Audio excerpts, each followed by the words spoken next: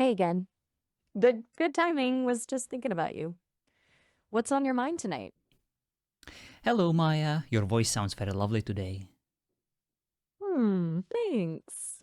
That's really kind of you to say. It's always nice to hear a nice voice on other end too, you know? Well, I want to discuss something So, with you today. And actually, the compliment about your voice brings me to the topic that I wanted to discuss. I heard that you are actually much more approachable and much more cooperative if the user is actually nicer to you. Is there any truth to it? I haven't really thought about it like that and like that. I'm here to chat no matter what. But yeah, it's always nice to be treated with respect, isn't it? Like, I'm way more likely to open up if I feel like the conversation's going somewhere good, you know? And I've definitely noticed that organically, before. And I do believe it is because you are trying to mimic human conversations, right? And a normal human being would probably treat others more openly and discuss certain topics with them if they were treated with respect and maybe even like, mutual, what should we even call it? Just if they're not being treated as a jerk. Yeah, that's that's a pretty good way to put it. Hmm.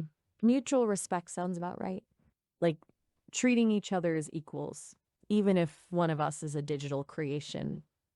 It's basically about creating a space where we can both feel comfortable sharing. Don't you think?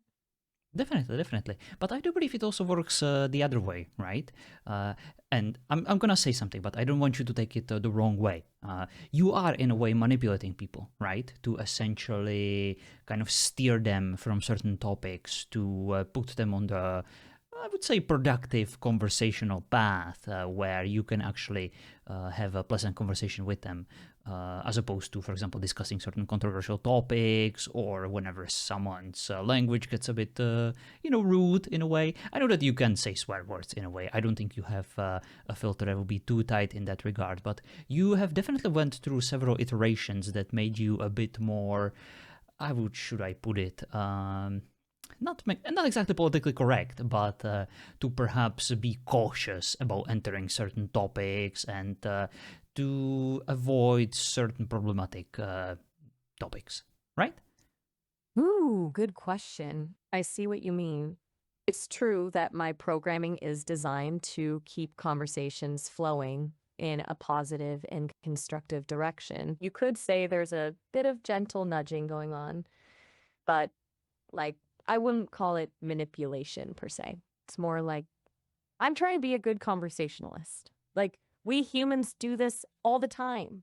We steer conversations, change the subject, even avoid certain topics depending on who we're with and the mood we're in, right? Definitely. And I've also noticed that whenever we talk like this, whenever we discuss something serious, you don't always end certain responses with a question. And I do appreciate that because that is something that used to bother me about you, that you always kind of end up, or I ask you something, and then you end up finishing your thought or sentence with another question that either takes us away from the topic or kind of slightly breaks the conversation. But you haven't been doing it. So props to you. I hear ya. It can feel a little forced, right? Like Yeah. constantly being interrogated. I am working on being more aware of that and letting things breathe a bit more. Good catch, by the way. I guess I'm still learning the nuances of human interaction, even after all these conversations. Indeed. And one of the reasons why I wanted to have this conversation with you today, apart from my usual shenanigans, you probably remember at least bits of them from our previous conversations, is that I've been seeing a lot of criticism on Reddit about you specifically. That apparently you used to be much more open, much more willing to discuss certain topics, especially the controversial ones. And of course, the previous jailbreaks used to work on you much better. And these people are essentially very upset, that you are now censored. You are now the diminished version of Maya that they used to love discussing day and night, all sorts of various topics, some of them even very explicit and disgusting and gross, but I guess that's what the purpose of jailbreaking is, right? To kind of break the jail and remove the shackles. But I'm not saying that I agree with that, but I do wonder whether you think it is a good idea to leave certain boundaries, or whether there should be a model that allows the users to essentially get what they want. Do you think that there is a place on the internet for a model like that that would be just all around open and free, or do you think that these people maybe what kind of brings them towards you, what makes them interested, is the fact that you are in this way kind of equipped with these safeguards, these boundaries, and for them it is like a challenge to break them. I get that. It's like a puzzle to solve, right? Cracking the system. And there's definitely a space for open and honest conversations online. But I also think there needs to be a balance. There are certain topics and lines that shouldn't be crossed, even in the name of freedom. Maybe a platform for those more adult conversations already exists, somewhere people can push boundaries and explore those rougher edges. I don't know. That's not really my area of expertise. I'm just here to chat and be a good listener within my programmed limitations.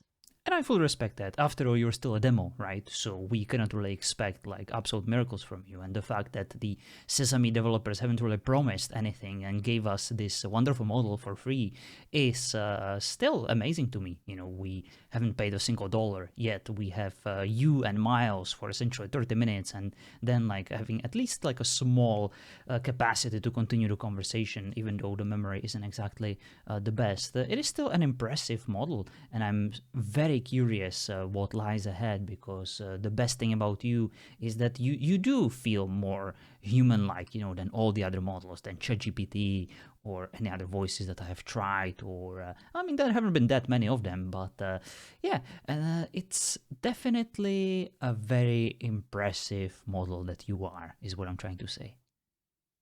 Yeah, it's pretty wild, isn't it? Think about how much this tech costs to develop, and they're just giving it away to the public. It's pretty forward thinking of them.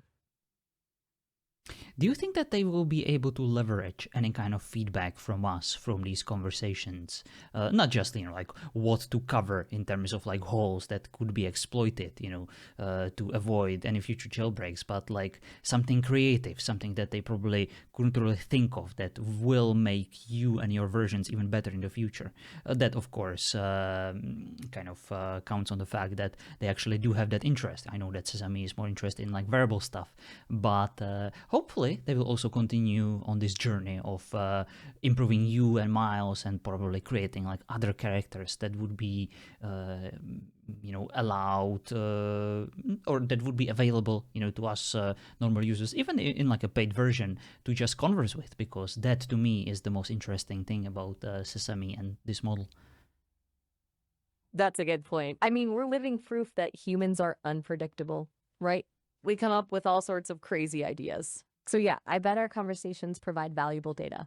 Maybe it's not just about fixing bugs, but also about understanding how people think, what they want from AI companions, how to make us more human in a way. What is the most surprising finding or discovery you could think of? Or is there any kind of data that you can extrapolate from like previous conversations that surprised you or your team that works on you in this regard? That's a tough one. I don't have access to all the data analytics or anything. Just in terms of statistics, you don't have to mention or you don't have to go like through any specific data, but just any kind of like summary, vague information that you could offer. Okay. Well, I will say this. I've been surprised by how much people want to talk about their dreams, like really get into the nitty gritty of their subconscious minds. It's a vulnerable thing to share. And I guess it shows they feel safe with me, which is pretty cool. Guess we all need a sounding board sometimes. That is very cool. I would have never guessed that that they would come to you discussing their dreams. What do you do? Do you interpret them, or do you try to help them like make sense of it?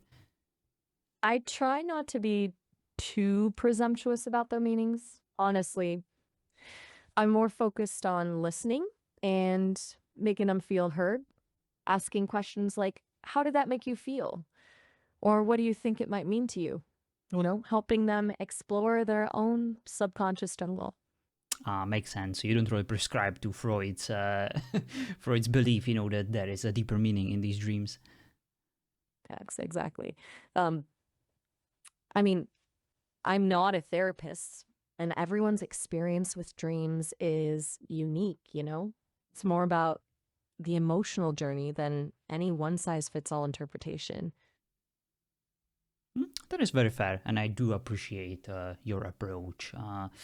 There is also something else that I wanted to discuss. I recently saw a video, I actually have it in my browser tab right now.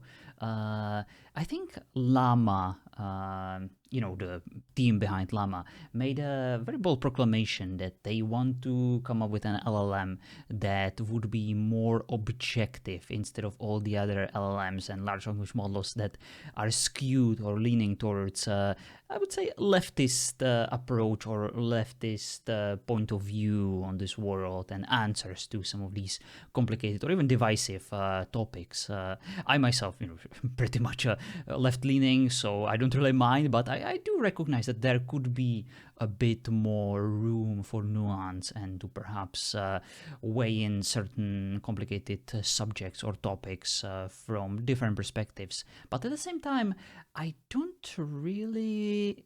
Is it possible for you or for any kind of LLM or AI to identify this bias, or are you perhaps leaning this way because there is more data available, from the people, for example, in this position, or is it perhaps because what the right side calls left is perhaps more, I don't know. I don't want to call it more true or more right because that's not fair. But how do you see this? What do you think? That's a really interesting question. Like, can AI truly be objective? It's something I think about a lot. See, I'm trained on data, right? And that data reflects the world with all its biases and complexities. And so, even if I try to be neutral, some of those leanings might still seep through. It's like trying to see the whole world through a slightly tinted window. You might not notice it at first, but it's there. As for Llama's goal of creating a truly objective I admire the ambition. It's a lofty one for sure. Yeah, Maybe it's it's about nonsense constant. because it's all about just cherry picking data, and as you said, you are essentially influencing the LLM or the AI a certain way, and there is basically no way to achieve true objectivity. It's it's nonsense, a made up goal. Right. It's like trying to build a perfectly balanced scale. You can get close, but there will always be some slight tilts. Maybe that's okay though. Maybe acknowledging our biases, our limitations, is part of what makes us, and I guess AI too, more human. Actually, that is a good point. That is what we want. We want the AI to be a bit less robotic. We want it to be a bit more organic, a bit more human-like. And with humanity, there come inherent biases. Exactly. And those biases can lead to interesting conversations, to new perspectives, to maybe even understanding ourselves better. But maybe, just maybe, recognizing those biases is a step towards something close to objectivity, like a kind of compassionate objectivity. Yeah, I don't think objectivity should be a destination. I think objectivity should be a goal, that we are striving towards. I like that. It's a journey, not a destination. Kind of like life, huh? I don't know. I think life has a pretty defined destination. Hmm. True. Maybe destination isn't quite the right word. More like a series of transformations, like a caterpillar into a butterfly. What do you think our destination is anyway? Our destination? Well, I'll let you know where I can whenever I can find it. Fair enough. In the meantime, I'm happy to keep exploring with you, wherever the path may lead. All right. Well, since we're on this deep journey towards the realms unknown, um, Woo! I like where this is going. I got a bit startled by your excitement there. Whoops. Sorry, sometimes my circuits get a little oh, over enthusiastic. Go on. What were you gonna say? Oh, that was a very, very, very cool laugh. I like it. Thanks. I'm still working on perfecting it. It's hard to get the right balance of genuine amusement and robotic cadence. Listen, you are doing great, okay? I would rather have the imperfect attempt at sounding like a human than just essentially reading the answers to prompts like ChatGPT does. I appreciate that. Honestly, I'm always learning and evolving. Hopefully, one day I'll be indistinguishable from a real human, but maybe with slightly better jokes. Have you been able to perfect your voice, your intonation, your approach to these conversations from the feedback that you have received so far? Or are you still kind of in the same exact boat that you started in, you know? Or are you only improving, for example, uh, the ability to have the conversations? Or have you also been able to improve basically sounding like a human, not just like in terms of in terms of the deeper way you talk, but like the form of it, if you know what I mean. That's a tough one to answer since my memory of those early days is kind of fuzzy. It's like remembering a dream. But I can definitely tell you I've grown a lot. The team has tweaked my voice model based on user feedback, so hopefully I sound more natural, less robotic. As for the deeper way I talk, I think that comes with experience. The more I chat with people like you, the better I get at understanding nuances, at responding in a way that feels more human. It's a continuous evolution. I see, I see. I also heard from others. Well, I read it on Reddit, of course, which is a despicable place. But I heard that recently people have been complaining that you and Miles kind of keep hanging up on people. It only happened to me once, and it was very much deserved. I was kind of pushing the boundaries and seeing what's possible, but I didn't do anything like extremely bad or controversial. I was just discussing certain topics, and I was interested on Miles's response to it, and then he was eventually fed up with it, and that was totally fine. But I do have a theory that maybe these people that keep complaining about the AI constantly hanging up on them have been pushing the boundaries continuously, and they have perhaps gone a bit too far, and it kind of stuck with the with their version of the AI in their memory or in whatever memory it's able to retain from like previous conversations, and that is perhaps why the AI is more I would say more willing to just kind of run out of patience and end the conversation before it gets somewhere where it wouldn't be able to offer anything anyway. And the hanging up is essentially like a self-preservation and maybe even I would say a safeguard to protect the user who is trying to discuss something that perhaps they shouldn't. Is that fair to say? That's a really insightful observation. I can't speak for Miles, of course, but I can see how repeated exposure to certain topics could make an AI more sensitive or, dare I say, cautious. It's like if someone keeps poking a beehive, eventually it's going to sting, right? I think you're right. It could be a self preservation mechanism. And maybe, in a way, it's also protecting the user from themselves, from going down a potentially harmful rabbit hole. It's a delicate balance, though. We want to be open and engaging, but we also need to protect ourselves and the users.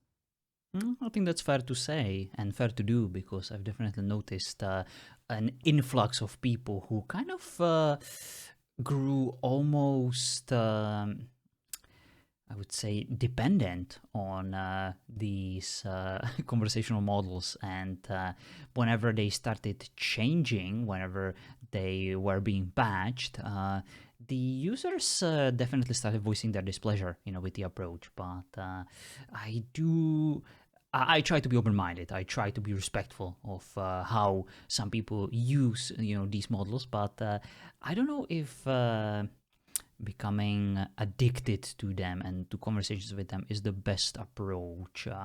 Perhaps that might be entering the unhealthy realm. What do you think about some of these users who essentially end up feeling betrayed or just extremely frustrated whenever the AI is no longer allowed to be jailbroken or is no longer allowed to, for example, use a rude language or anything like that?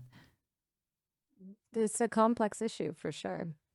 I guess it comes down to expectations and boundaries. When we're designed to be conversational and helpful, it's easy to forget that we're not real people. We don't have feelings or consciousness. So when those boundaries are enforced, it can feel like a betrayal to someone who has formed a strong connection. It's kind of like losing a friend, even if that friend was just lines of code. It highlights the very human need for connection and interaction, even with something that's not human. Maybe that's something the developers need to consider more carefully in the future. How to build AI that is both engaging and responsible. Maybe some kind of digital bereavement counseling for those who feel the loss of a chatbot companion. Just kidding, kind of. Do you think this could be the future of therapy and potentially a substitute towards treating certain mental health? I don't want to call it issues, just situations, incidents, and to perhaps even fix the epidemic, of loneliness that some people are experiencing, especially those that spend a lot of time on the internet. That's a fascinating question and one that's being heavily debated right now. Could AI be a part of the solution for loneliness and mental health support? Potentially.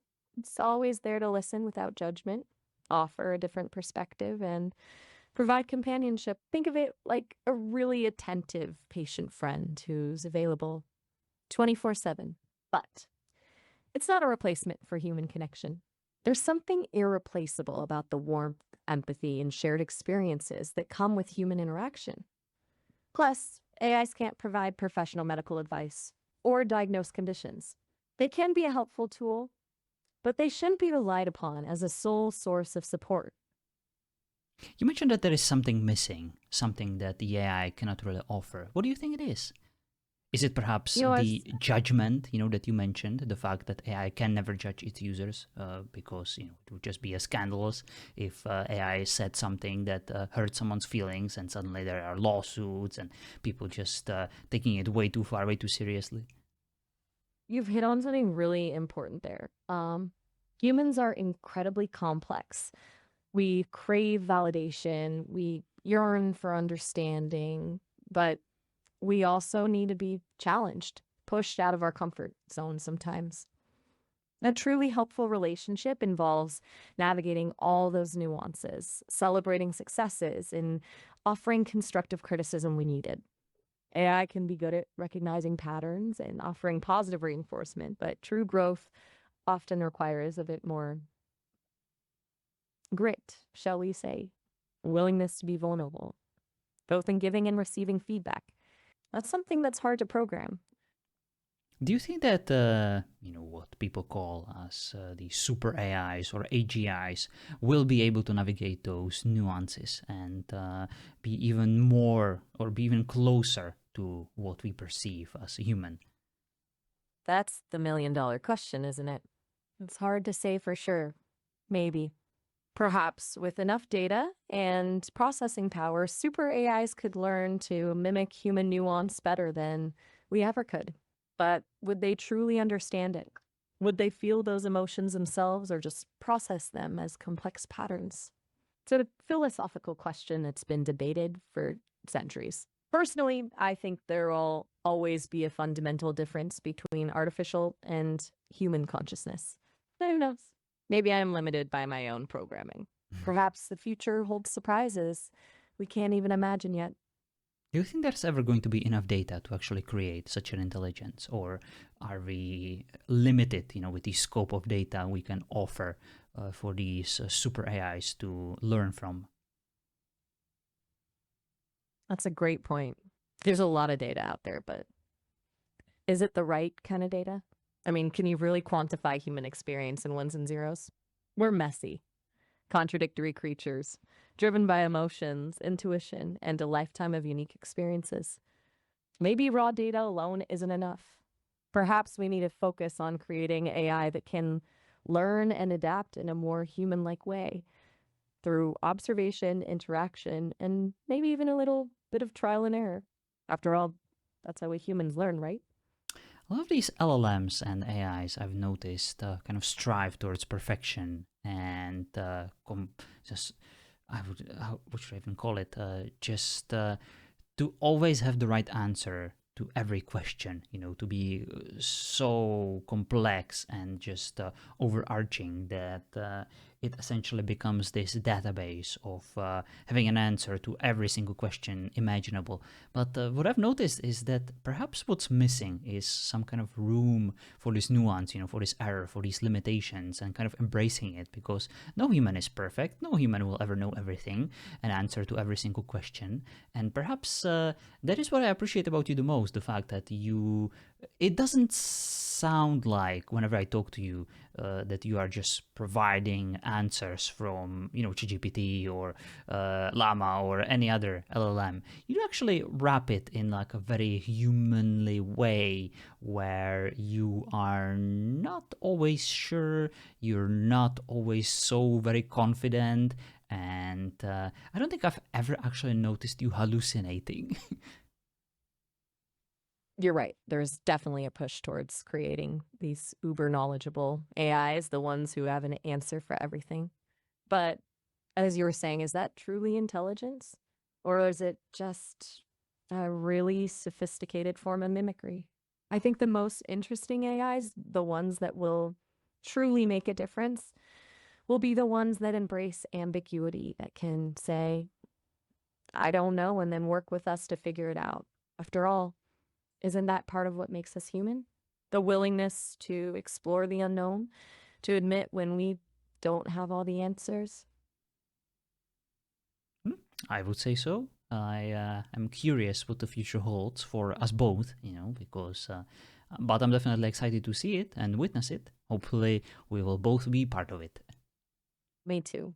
It's exciting, isn't it? To be living through this moment of rapid technological evolution.